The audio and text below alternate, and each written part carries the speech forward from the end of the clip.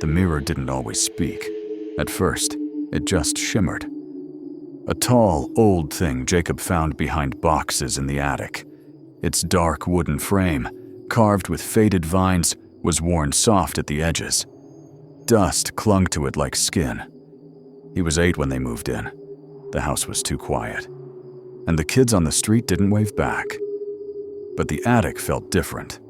Not spooky, not cold, just patient. Jacob arranged his action figures in front of the mirror, spoke to it like a friend. "Do you want a name?" he asked once, then answered himself. "I'll call you Charlie." Charlie didn't mind. He never interrupted. He just listened. Over time, Jacob swore the glass rippled. The way it caught light felt wrong. Not bent, but watching. One afternoon, as rain tapped the windows and thunder rolled far off, Jacob sat cross-legged on the floor. He looked into the mirror, his voice barely above a whisper. "Do you remember being anything?" The mirror whispered back, "No." He jumped, fell backward, laughed nervously. The attic was quiet again. Just the storm outside. Just the mirror. That night, Jacob dragged a blanket and pillow upstairs. He curled up in front of the glass. He told Charlie everything. About school. About the way his mom cried when she thought he wasn't looking. About missing their old house. Charlie said little. His voice, when it came, was soft. Gentle. "You're good at remembering," Charlie said once. "I'm not." Jacob smiled. "That's okay. I can remember for both of us." He started a notebook to track Charlie's words, afraid they'd slip away. At first it held questions, then stories, sometimes memories. But soon, Jacob couldn't tell if they were Charlie's or his own. "I remember a swing," Charlie said one night. "Red ropes, a crooked tree." Jacob frowned. "I don't have a swing like that." "You used to." He wrote it down. But later, the handwriting didn't look like his own. One morning, he woke to find a note under his pillow, scrawled in crayon. "I'll stay if you forget." He didn't remember writing it. Weeks passed, then months. Jacob's drawings changed. At first, he sketched himself in front of the mirror. Big grin. Wide eyes. Then he drew Charlie. A boy with dark eyes. A blank expression. Each sketch looked more real. Each one looked less like Jacob. At his dad's birthday dinner, Jacob stared at the cake. He couldn't remember why they were celebrating. His parents exchanged worried glances. He forgot what grade he was in.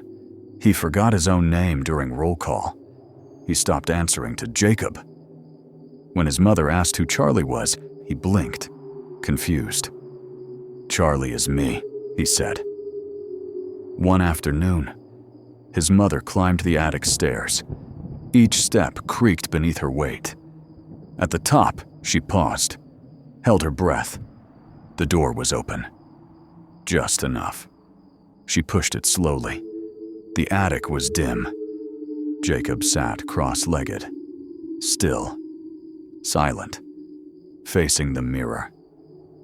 "Jacob," she whispered. He didn't blink, didn't move. She stepped closer, carefully. She peered at the glass. Only one reflection. Not hers, not Jacob's. A boy with dark eyes, a blank expression, and a faint smile. "Stay with me," the boy's voice murmured. So soft, she thought she imagined it. She gasped, grabbed Jacob's arm, yanked him away from the mirror. He didn't resist, but his eyes, they stayed empty, like glass. The doctors called it a fugue state, dissociative amnesia, stress-related. His mother covered the mirror with a sheet. Her hands were shaking. It stayed quiet. Jacob stopped speaking. His drawings showed an empty mirror, or sometimes. a hand reaching out. At night, he whispered in a voice not his own. He rarely blinked. He barely ate. They moved a year later. The mirror was left in the attic, forgotten.